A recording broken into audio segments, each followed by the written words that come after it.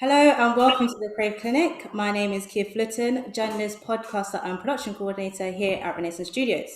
I'm also your host for today's How to Brand Yourself as a Creative workshop, which is being delivered by our special guest, Henrie Kwushue. Hi.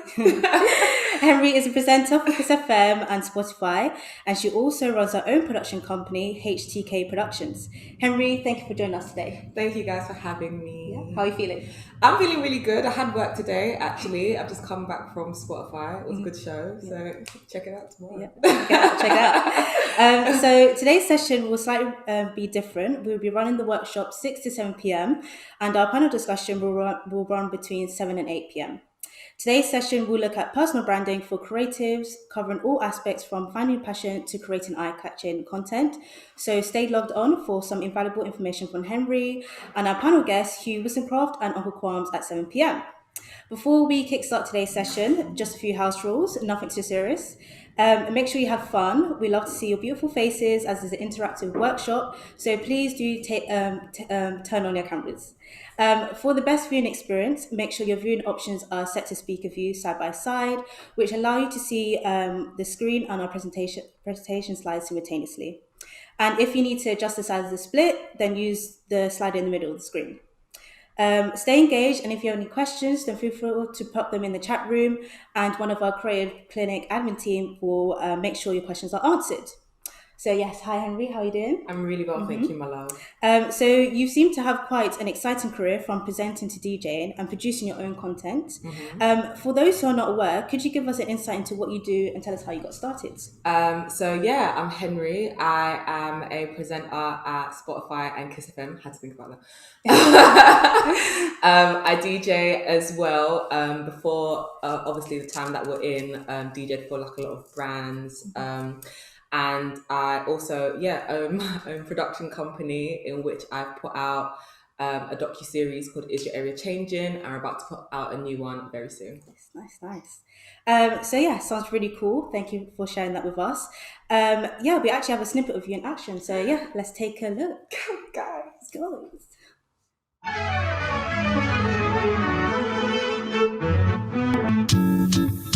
don't need any. You got too many, girl. I got too many. She's looking that kind of way. Come closer now, even closer. I'm like, right, is that Michelle Blood Clot Obama? Got too many, girl. I got too many. 4 many, 5 many, pocket more Henny. Then I called them up and I was like, I'm not gonna lie, guys. You called up the TFL? Like no other. No time for waste, man. I beg you, don't bother. You better love a lady like me. Definitely will.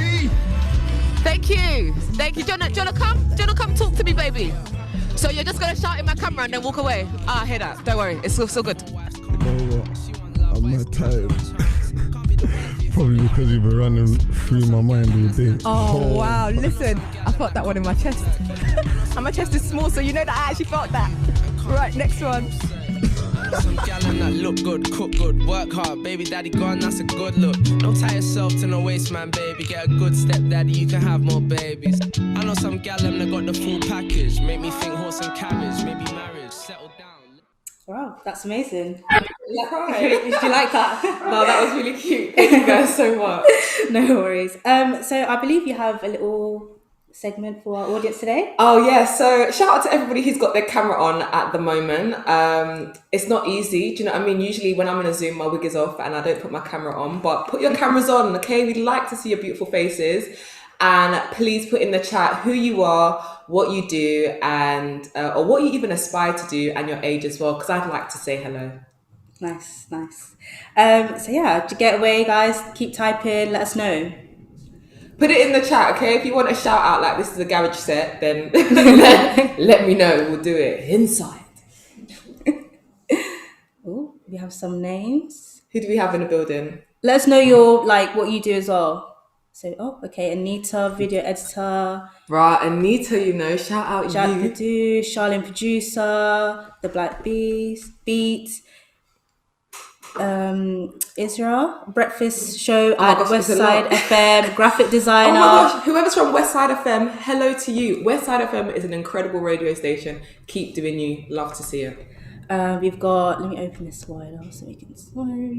We've got Aisha25 for graphic designer. By the way, I actually can't see. I wear glasses and I'm not wearing them today. I read it to you. We've got Stephanie, aspiring writer. Incredible. We've got Rashawn, artist, producer, 23. Yo guys, I'm Geordie from South London, actor, model, uni student, breakfast show presenter. Okay. Incredible. So you see, like, stuff like this is like really important as well, because everybody that you are kind of, I guess, seeing in the chat, they're all going to be your peers. So that's kind of what it was like for me when I first started out. Like, all of my friends were doing like kind of like random things. Like, one of my friends was a writer, but not writing for like a big platform. He made his own thing. One of my friends was an aspiring videographer, etc., etc. And now we've all kind of like grown up in the same space together. Do you know what I mean? I met them at like random events through things like this, like connected with them. And then now that we're friends now, everybody's in big places, like doing big things. So that's Which great. is lovely to see, obviously. Make friends, okay? Yeah, Don't do your let this people connections, your links, like put Thank in you. your socials, all of that. Amazing. So yeah, thank you everyone. So Henry, given the way the creative industries are ever changing and creators feel as if they had to stay ahead to keep relevant, would you describe yourself as a brand? And if so, how has this developed over time? Oh gosh, like it makes me like blush, and I know I'm black, so I technically can't blush, but it makes me like get thinking of myself as a brand, but I do have to think of myself as that because it is a business that I'm running, but it's kind of two sides to it. So it will be Henrie, the brand that I do think of, but then it also would be kind of what I do like on the documentary side. And so yeah, for a fact, Henrie definitely is a brand. People, I guess, buy into the idea of who they think I am, if I'm speaking like plainly. They buy into that, and also brands buy into that as well. So they want me to, I guess, I don't know, go to a shoot or do something sometimes outside of presenting, because they feel like whatever my brand is could add to their brand, and vice versa, because it's always mutually beneficial for everybody. But then when it comes to the production side, my production company, that in itself is a brand, because only recently I've been able to employ people, which is incredible, to be able to put together something for Converse and Dazed. And that's still like in the works, don't get me wrong, but like I see that as a brand because every brand has like a remit, when it's not like a singular person. So and my remit, for now, especially with the project that we're doing, and hopefully going forward as well, if we continue to get funding, is to employ marginalized people. So that's regardless of race, sex, gender, disability, literally everything in between. That's kind of what I want to do, because I just feel like if it's something that you can't help, why would you ever not get a job? Do you know what I mean? So so those are the two ways I see like myself and what I do as a brand. Yeah, that's really cool, by the way. Thank you. So would you say there has been a linear path to your chosen career? No. I would say no, that there's not a linear path, because when I was in college, I think I always knew that I wanted to work in the media industry in some capacity, do something. And I always saw myself doing something in broadcasting, but I didn't know what. So I kind of like did everything that was behind the screen that wasn't presenting. So I've worked literally everywhere and done literally everything. But I remember like being in uni specifically, I studied broadcast journalism at the University of Leeds, and in that, like, they make you kind of do what you call like news shows, pretend news shows, and then going out to work in newsrooms, I realized that like I'm black, I had at the time silver hair, piercings, tattoos, the lot. Do you know what I mean? I even had a septum piercing at the time, so I was an unserious babe. So I just realised that will I ever actually anchor the 6 p.m. news and 7 p.m? That's never going to happen. I've never seen that happen before. So that kind of took me out of the idea of maybe wanting to do anything news related. And then I knew that I liked entertainment. So once I graduated from uni, I went to represent radio. And then that's how that like came along. And even the DJing, everything just happened one after the other. Once I found something that I really liked, then I kind of just jumped into it. Yeah, nice. I understand the whole passion, like obviously your fire for like presenting. So that's really great how you just here where you are now. Amazing. So we all know you're an amazing presenter, and I'm aware we have. Do we? Okay, sorry. Go on. And I'm just trying to flatter you. And I'm aware that we have some creative clinic participants online who are interested in pursuing presenting too, whether that is setting up your own YouTube channel or for radio. What can you tell us about the vital presenting skills that a creative needs to have? For instance, let's start with talking on camera. Has your confidence on screen strengthened over time since you started presenting? And are there any tips that you can share when it comes to talking on camera? That's a really good question. Whoa. Okay, cool. So I didn't actually have any time to prepare when I first did my I don't know what they call it in the TV world, but it's like basically like a demo. Like you go in and they're like, oh yeah, you could be the person that we want, or you won't be the person that we want. I forget the name of it. But my first ever one was for BET, which is like insane. I didn't get the job, to be fair. But I think the most that you can do is that whenever they send you the lines, go over the lines. And I'm also dyspraxic as well. So like I was really scared of like tripping over my lines, messing up my lines. Like it really got to my heart. But then I don't know, it might not be the same for everybody, but once I got on screen, it changed. I did still mess up, to be fair, but like it almost didn't matter because they let you like go over and over and over again. So don't think too much about it. Whatever preconception that you had of TV before, you kind of just have to chuck it out the window and have your first experience. And also in the day and age of like YouTube, in the day and age of Zoom and all these things, I think it's a great practice platform. And even do it like in front of your family is like, nerdy as that sounds, yeah, like do it in front of like an audience, because I never did. And obviously I had to go from radio into doing anything that was in front of the camera. And with radio, at least it's just you and your producer, somebody that you've like built a rapport with. But on TV now, fam, you've got like 8 randoms in the room just like watching you do your job. So yeah, like, and it can be really like overwhelming. Do you know what I mean? So I think to be able to maybe build up that confidence, do it in front of people that you know, and once you get on set, just forget that everybody else exists and just do your job, you know? Nice. Thank you for that. Sorry. I don't know about you, Henry, but I hear that writing and memorizing short scripts is the bread and butter of presenting. That's that kind of word out here now. Having said that, as a presenter, how do you go about learning scripts for a live show? Do you learn your scripts line by line, or do you improvise more? Again, another really good question. A lot of the time it is line by line, but you don't actually have to go in and have everything memorized, which is something that I learned over time.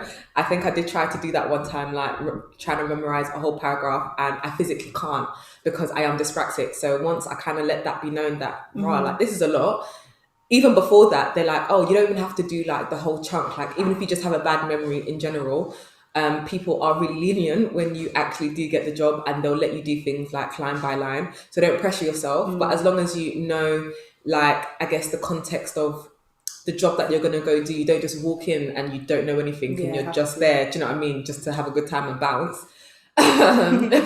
That's not that great. But to be familiar, I guess, with what you're doing is great. I recorded something for Sony for Black History Month last year, and for that I think it was like the day before, because I work in other things all the time. So the day before I looked at the script.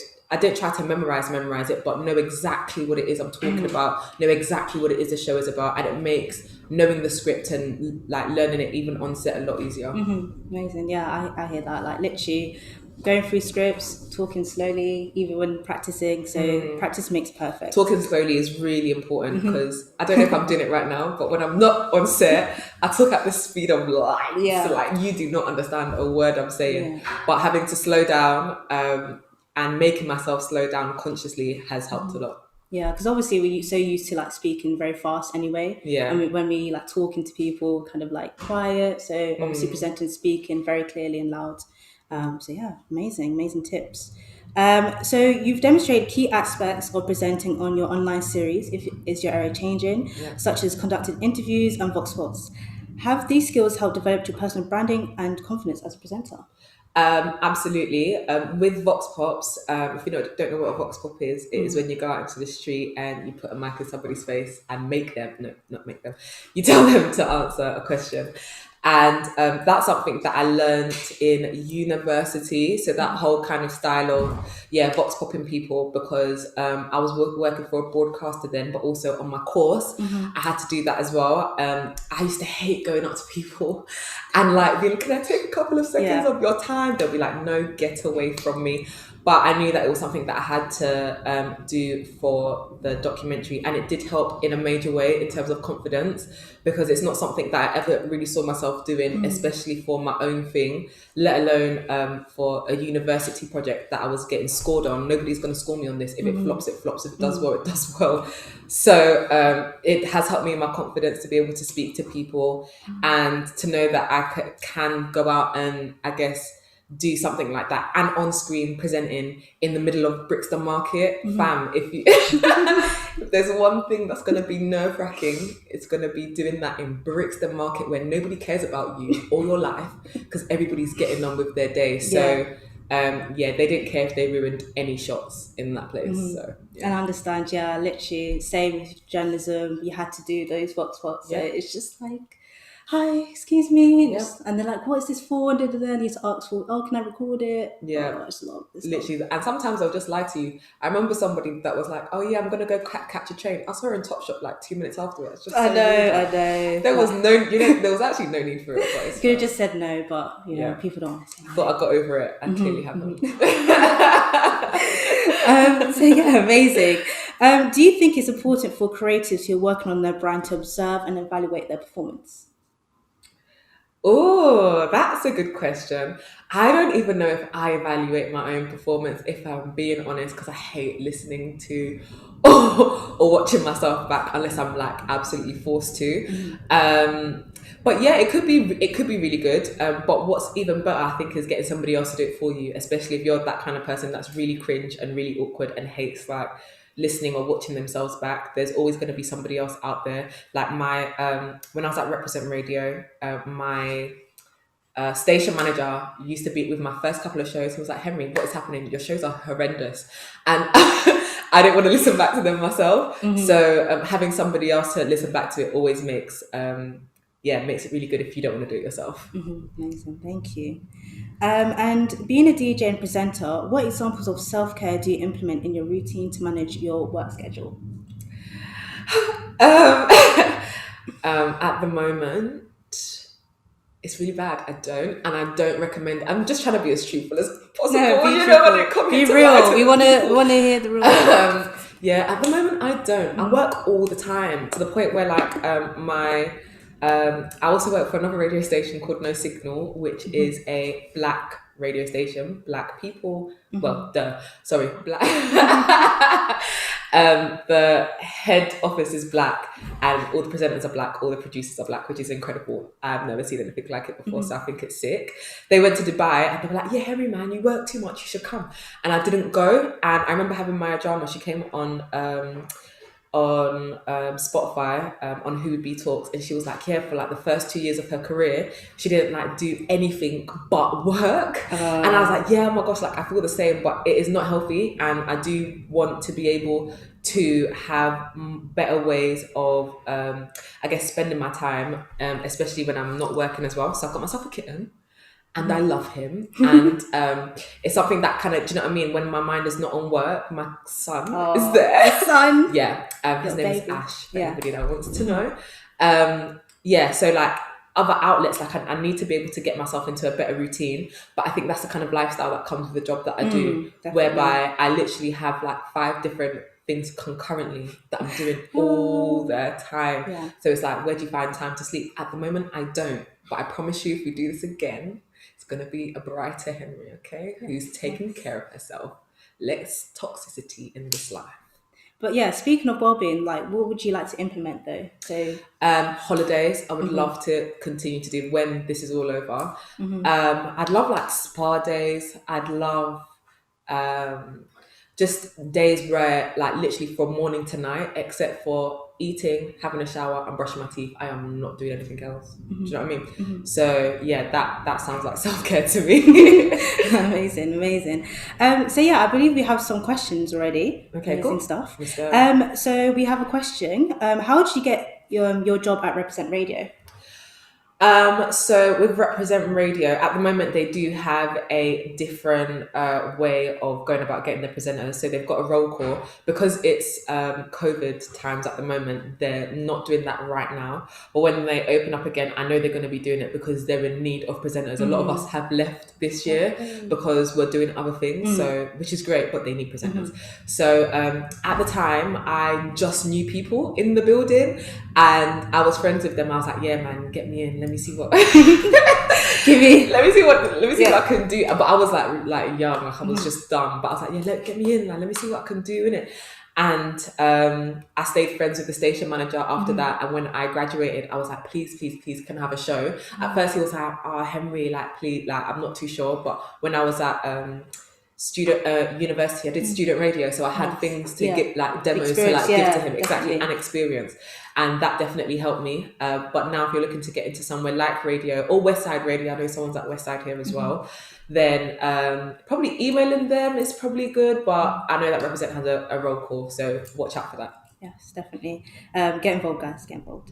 And also, how has your dyspraxia affected you throughout your career?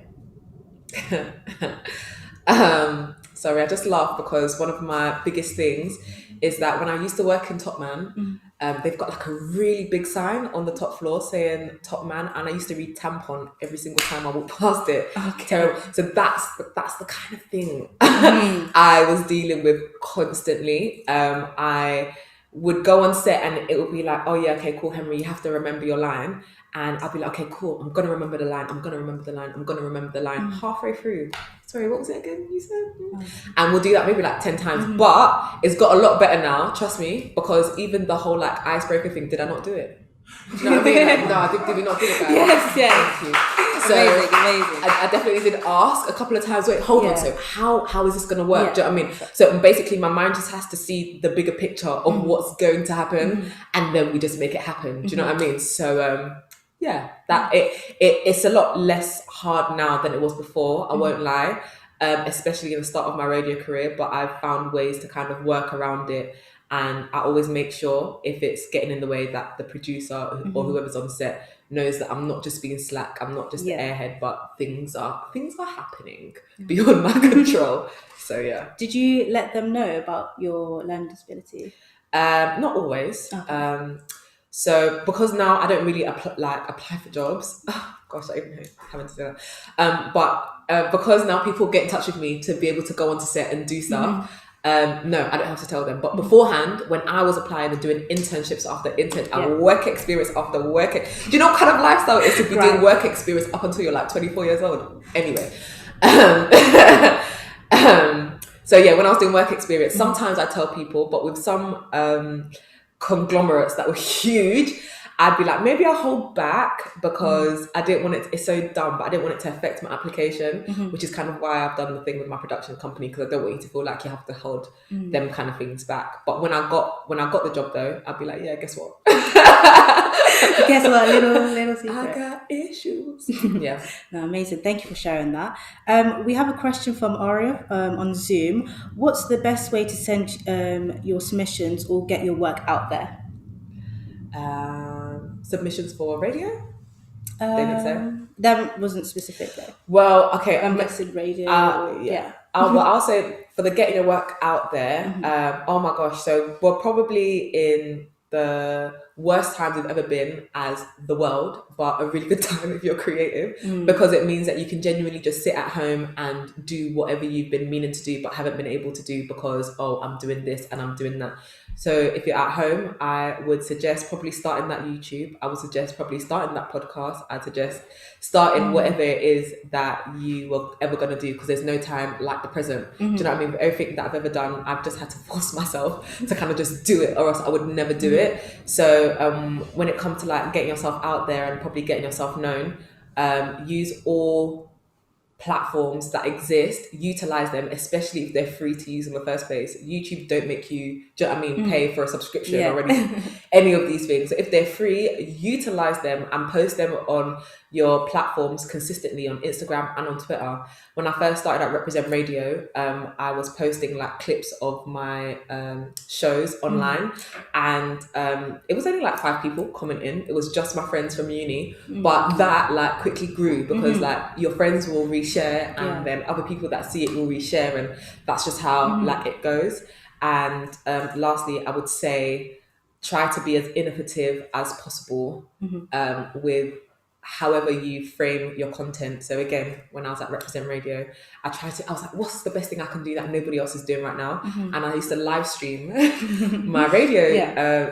my radio shows, so you can listen to it on radio and actually watch it as well via Twitter on Periscope, because it was something that nobody else was doing. And instead of like my station manager not like letting me know, because they wouldn't ever let you know how many people were listening, so maybe it was 5 people that were listening on radio, let's say, but then I'd be able to say, well, 16,000 people tuned in actually when I had so and so on the show, and those are real figures. Like I would come back with 16,000 people having watched that, and that is crazy. So be innovative in everything that you do. Whatever anybody else is doing, all you have to do is just add that 10% more to make it a brand new idea. Amazing, thank you. We've got another question from Ray Hassan on Zoom. What's the best way to get into places like no signal for work experience? Oh, whoa. See, too excited. No signal, right, is one of the best places to work. But because we're all peers, sometimes we're going to let things slip through the crack. I'm just being serious, yeah. But you can definitely email us. I no longer work in the head office, but I'm no longer one of the main people because I've got like other work to do. But you can email. I think they're actually always looking for people. They're always looking for producers, and they're willing to... Actually, let me not say that they're willing to train you if they're not willing to train you. So, but I think they'll let you know how it works. And people do love working at No Signal because it is great, because you are working amongst everybody that's your age. So love that. Amazing, thank you. And yes, how important is networking as a presenter? I used to think it was really important. Now I don't think so that much. It used to be a thing where when I first started, you know, when you like see other people and they're doing so sick and they're all friends, you're like, oh yeah, I need to get into that friendship group and I need to meet this person and maybe meet that producer or know this person. I clocked really quickly that I don't want to do that. Don't want to be a part of that. Not because I thought I was too good or anything. The opposite, please. I was too shy to even hold a conversation. I'll say, hi, how's your day? And then the conversation is dead and I have nothing else to say. So I kind of like just let that go and kind of just let things happen naturally. And I made friends with whoever I made friends with. I spoke to whoever I spoke to, but I didn't force myself really to be like, oh yeah, I need to network with this person because I need to know you because you're going to get me into that space. That's like the worst way to think about anything. So I just let those things happen naturally. And I think I focused more on my output. So the things that I was creating. And then if people like that, then yeah, we could become friends. However, there are some people in this life that I'm like, yeah, I see you and I like you as a human being. So me and you, by force and fire, we must be friends. Do you know what I mean? I did that with Face in the News and we're still friends to this day. She loves me. I love her. Do you know what I mean? But I think when it's just purely transactional, which is kind of what networking is, which is crap, don't come and force yourself, especially if you're shy. Yeah, I hear that. Definitely be real. Just get to know the person, then you can talk about business later. Amazing tips. So yeah, speaking about your branding, how do you define your own brand? Like specifically, if you have to go into detail, how do you go about that? Okay, really good question. So I think that when I first started, I was trying to find the thing that was most different about me, and appearance-wise, everything was different. Do you know what I mean? At the time, which I'm gonna go back to very soon, I wore a silver wig. Again, all the piercings, all the tattoos. Hadn't seen anybody that kind of looked like that at the time. But then, okay, cool. So there's the look down, but then what about the personality? Do you know what I mean? And that was really hard because I was like, wow, there's a lot of people who I kind of want to be like, who I want to be like, but I don't want to be them because I want to be myself. Yeah. So what I always say, like when people are like, oh yeah, like what's the best way to, I guess, become a presenter? What I did was I found like what people liked about me, and then whenever I'm on camera, that's exactly what, that's it, that's all you ever see. You don't see Henrie when she's upset, you don't see her when she's angry, you just see that like the babe that's like, oh yeah, I'll say something, but then that little joke comes afterwards, do you know what I mean? Or like awkward sometimes, or like, I don't know, yeah, it can be funny. So whatever it is, that like niche, you just take that and you maximize it by like 100, and suddenly that is your brand. That's what people know you for. People know you for being the smiley babe. People know you for being the rude babe. People know you for being the awkward hun. Do you know what I mean? And just to show you that I'm not chatting, I was gonna swear just then.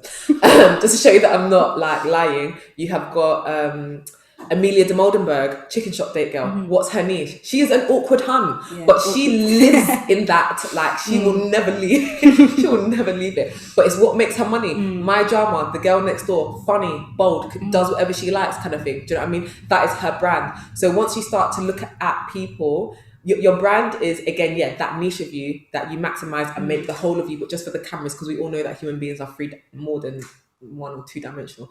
So I was gonna say 3 dimensional, but there could be more dimensions. Nice. Alright, I'm having too much fun here, guys. We love it. But yeah, the human beings are multifaceted. That's what I want to say, right? So are people smiling on the I can see it. We love it, guys. So I like that. So take that niche part of you and make that your brand. That is now what brands, whenever like Nike or Adidas or Puma, whenever they look at you, that's what they want. That's what they're booking you for. Do you know what I mean? So you just have to make that the overarching you.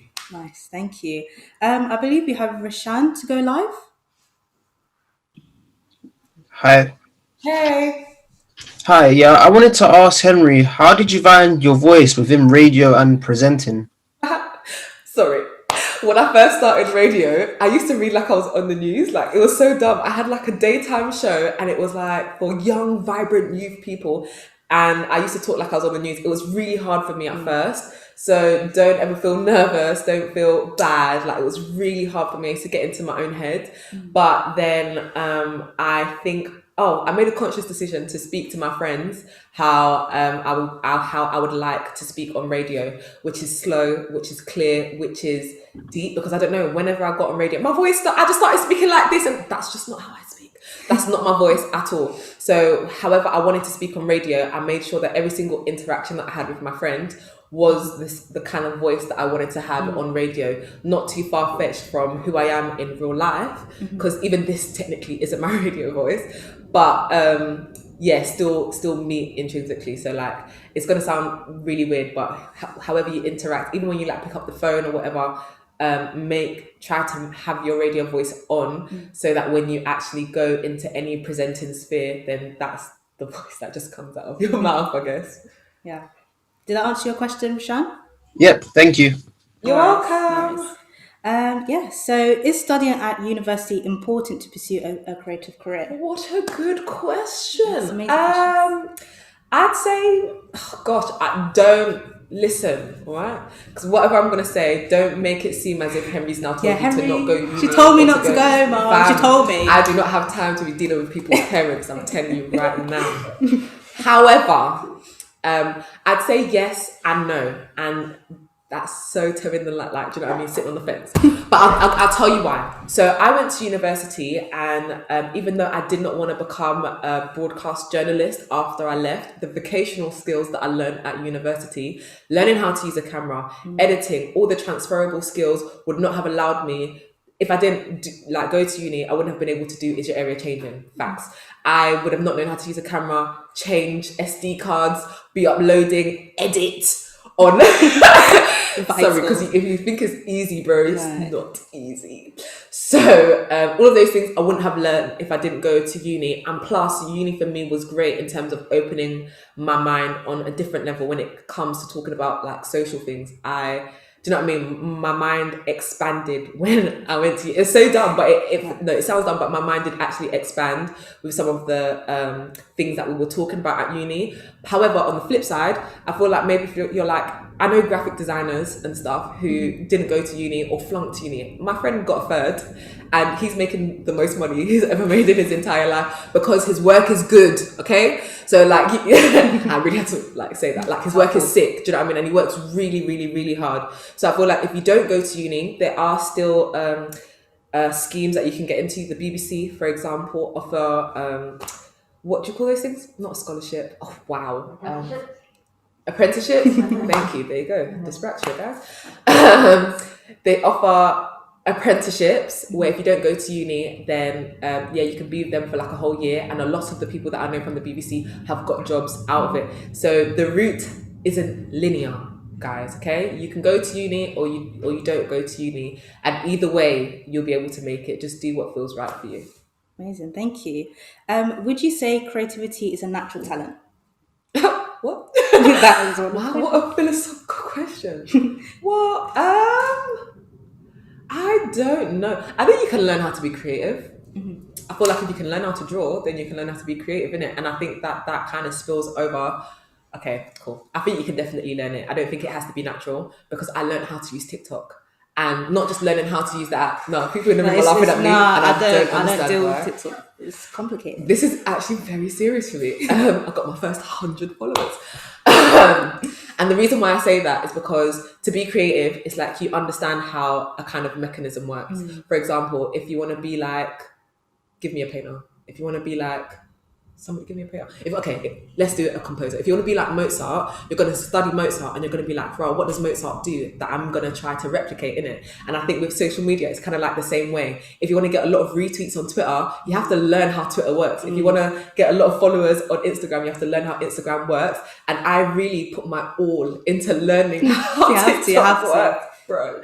Oh my days. And so that's how I know that creativity, it can be learned, because you just kind of, I don't know, you understand the mechanisms of how something works, and then you apply. You learn and then you apply. You learn and then you apply. Presenting the same. I don't think I was a natural presenter when I first started out. In fact, I was trash. My station manager told me for the first 3 months of my life. So, but I learned how to by listening to other people and applying that. So maybe it's not natural. Maybe you can learn it. Amazing, thank you. I believe we have Serene who's going to go live. Oh, hi, Henry.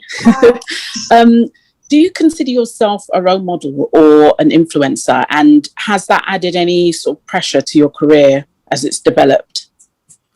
Role model, I'm not sure. Influencer, at the moment, I'd say no.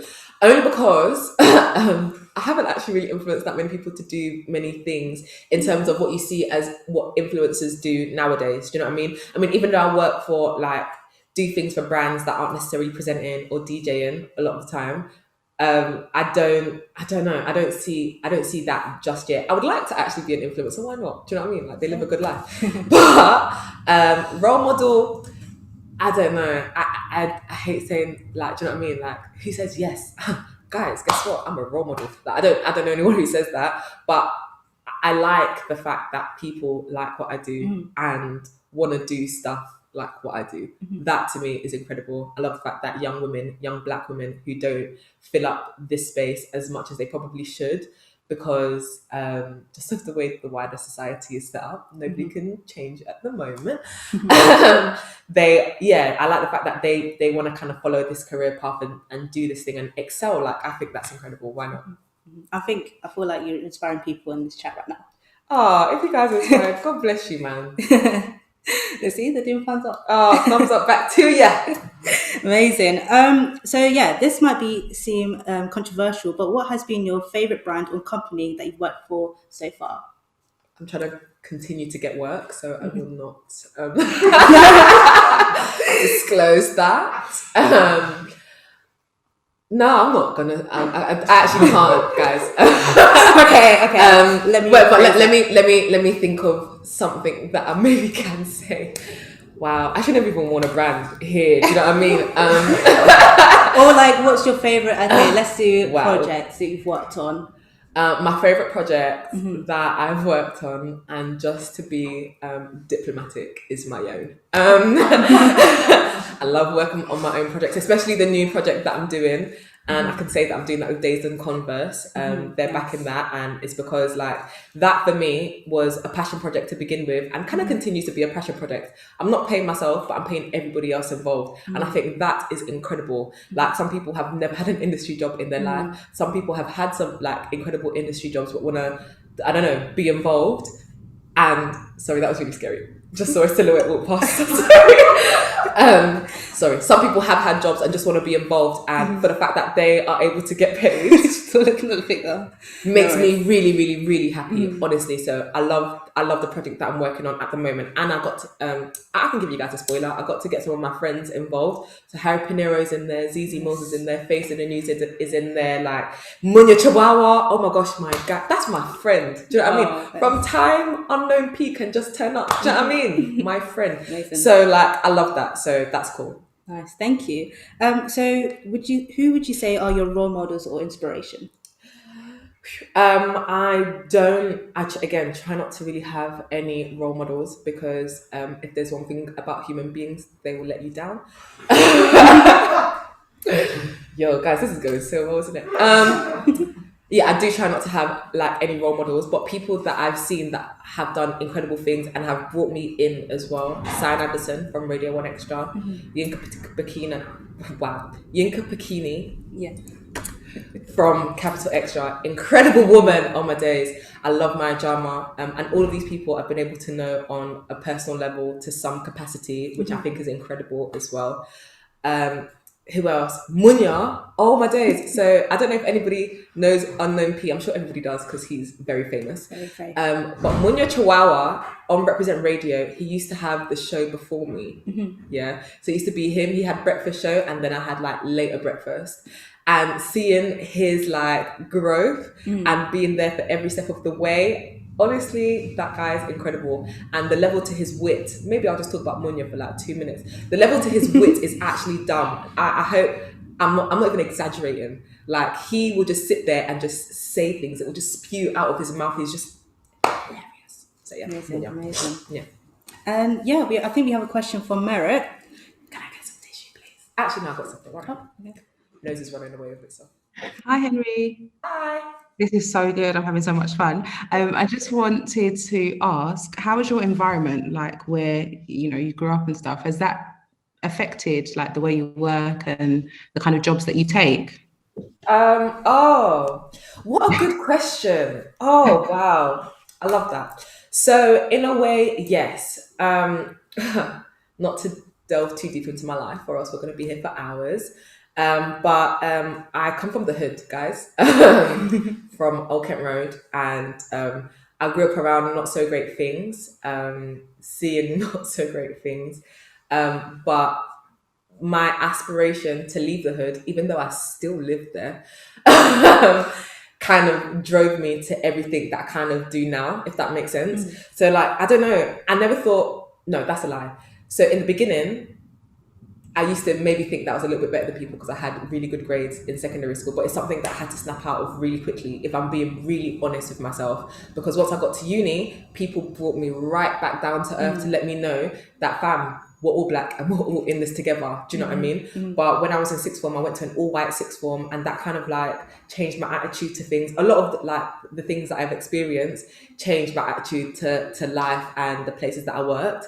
However, when I was working in newsrooms, I realised that I was the only black person there, the only woman there, the only black woman there. Same thing when I was in sixth form, hated it. So I decided to never go back again. So a lot of the things that I have experienced definitely have made me either want to do some things or not do certain things. With Is Your Area Changing, I could have easily gone to a, to a producer or to a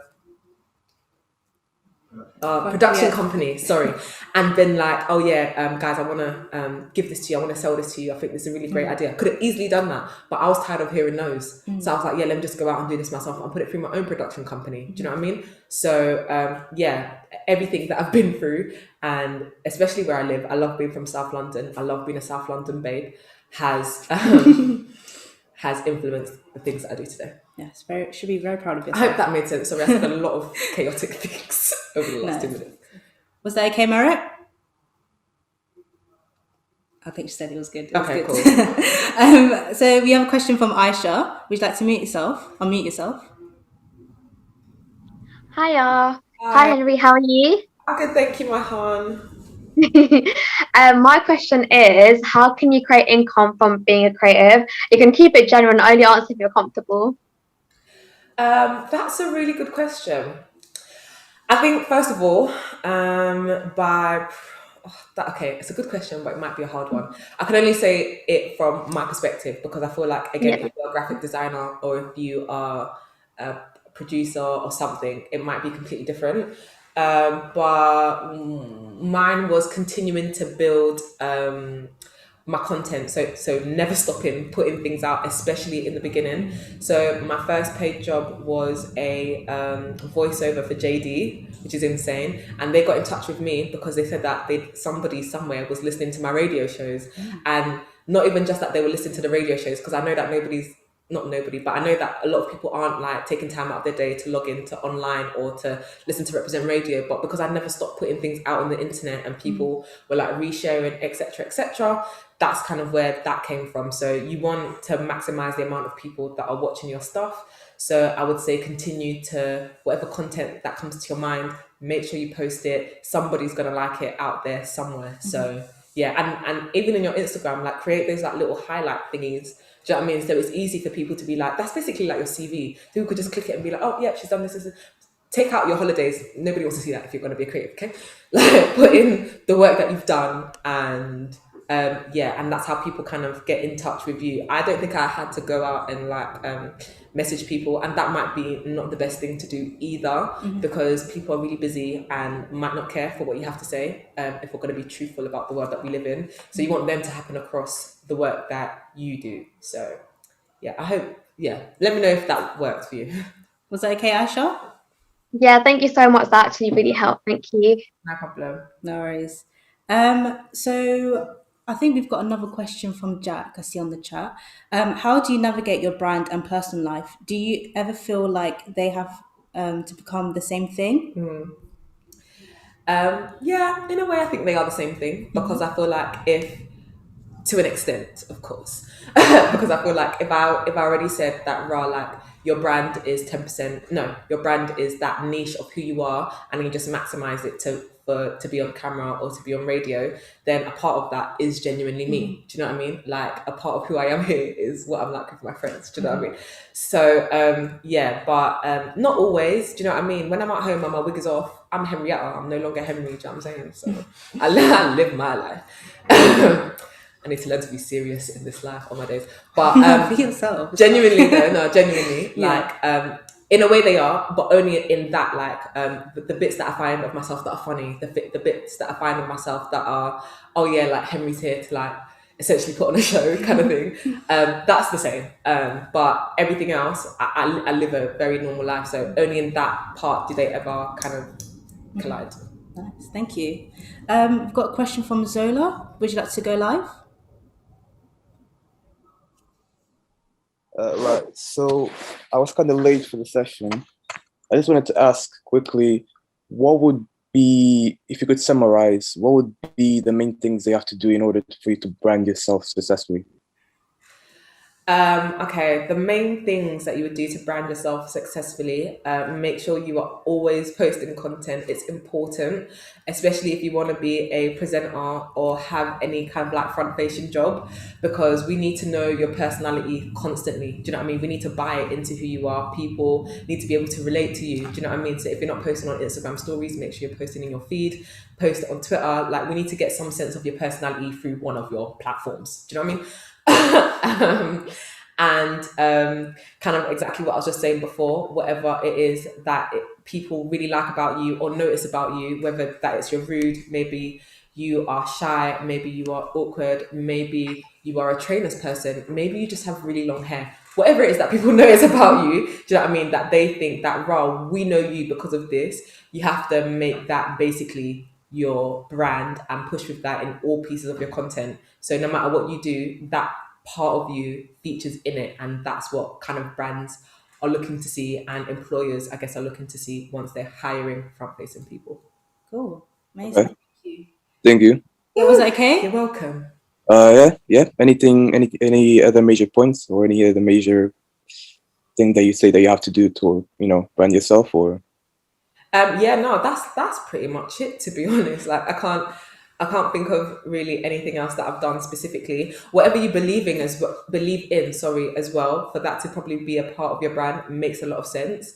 If you believe in equality, which we should all believe in, like that should probably be a part of what you do eventually. Like, do you know what I mean? Whatever you believe in. For example, Christianity. I am a servant of God, so that is a huge part of my brand, and I make sure that it's not hidden. So it's a good way to allow like other opportunities, I guess, to flow in. Amazing. All right. So just to summarize real quick. So is find something that is unique to you and makes you stand out from other people, and then just bet on that, and then, post regularly about that one thing that makes you, stand out, kind of. Basically, sir. Absolutely. All right. Thank you. You're so welcome. Cool. Yeah, I think that's it. Okay, cool. In January 2020, your first episode of a series you created called Is Your Area Changing? Yeah. Which looks at the gentrification in London, launched on YouTube. Yeah. As you know, we're based in Brixton, the lovely Renaissance Studios, and we actually like to share a clip of that first episode during our 5-minute break. But before we press play, could you just quickly tell us what was the inspiration behind this project?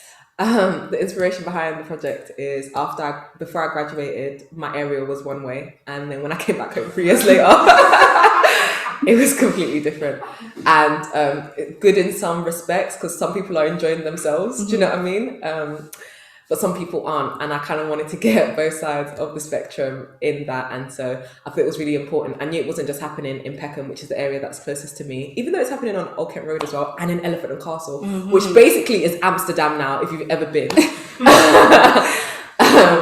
But I wanted to get the good sides and the not so good sides as well, because we know that the government can sometimes be corrupt. You wouldn't have thought so, would you? But they can be, and I kind of wanted to highlight that and highlight what everybody thinks about gentrification. Amazing, thank you.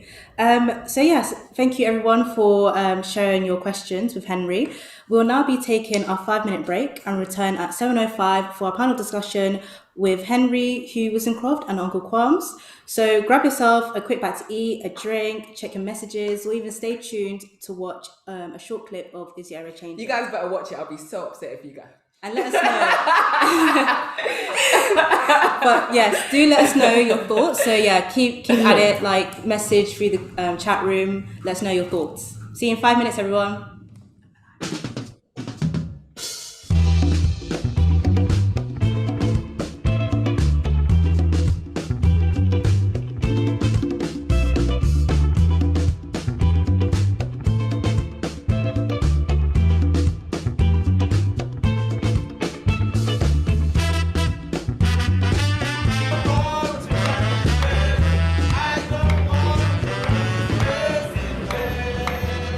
We are in southwest London, Brixton to be precise, where if the people don't beef you, then the pigeons definitely will. Thank you. Do you wanna come? Do you wanna come talk to me, baby? So you're just gonna shout in my camera and then walk away? I hear that. Don't worry, it's so good. And what is famous about Brixton, you might ask? Well, there's loads of things. First of all, being the Victoria line, there's Brixton Station right behind us, and also the Morleys. I'm not here to talk about Morley's chicken though, I mean business. Howdy.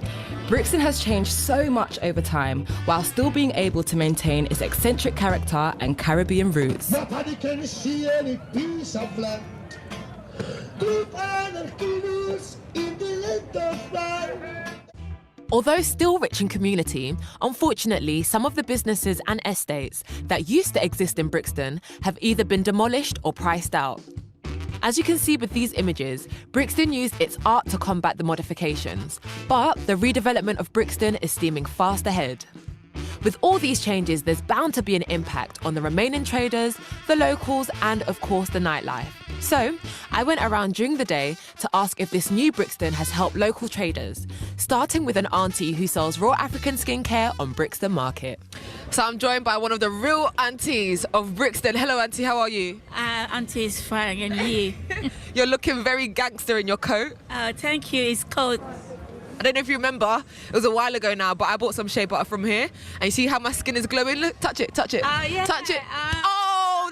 glistening, right? Yeah, so amazing, yeah. Thank you so much. Skin is glowing. Glistening. And so what kind of people come here to buy some of your products? All races. All races, every Africans, most of people are Africans, and the Europeans, the people, they come on the tourists, they come here as well to buy. And I have some people, when they see the word butter, they think it's edible, so they try to eat it. Be honest, what kind of people think it's edible? Because it's not the Africans, is it? No, but some people, the moment they see butter, they know butter is like edible. They're just trying to eat it, innit? Yeah, then I will stop them. Then the people, if I'm not looking, they've put on their mouth. No, they're eating it in front of you. Yeah. Some people, the moment they see the word butter, they think it's for food. And what, so you've seen them put it in their mouth? Yeah, but I said to them, back home, we eat it anyway, so you're not gonna die. Yeah. So I just, some people, I have some people, they, like that, but it's already in the stomach. From 100% natural skincare that you can't eat, so please stop. Along Brixton Market, there's also a place that sells 100% human hair, Pappy and Camille. Pappy and Camille are best known for being the only black-owned hair retailer in Brixton. And as a proud silver wig owner, I was pleased to speak to Pappy himself. How long have you been here for? 5 years. 5 years, how's it been? Very good. Very good. Amazing. Business is buzzing. As you can see, there's loads of people in the shop. That's it, eh? Always busy. So again, you must be really proud that you are one of the only people, I think the only business or hair shop in Brixton that's black owned. Yeah, that's it. That is right. Yeah. You are right. We're doing very well. You know, before I come to Brixton, I see only different color doing this business. Why this product is our own people using it. Why we cannot doing it. Why I do it. And that's why you're the most popular one, I'm guessing. That's it. Just loads and loads. We love it. And we love a black-owned business. Be investing in your black-owned businesses, okay? No more boss man, all right? Pappy and Camille exist.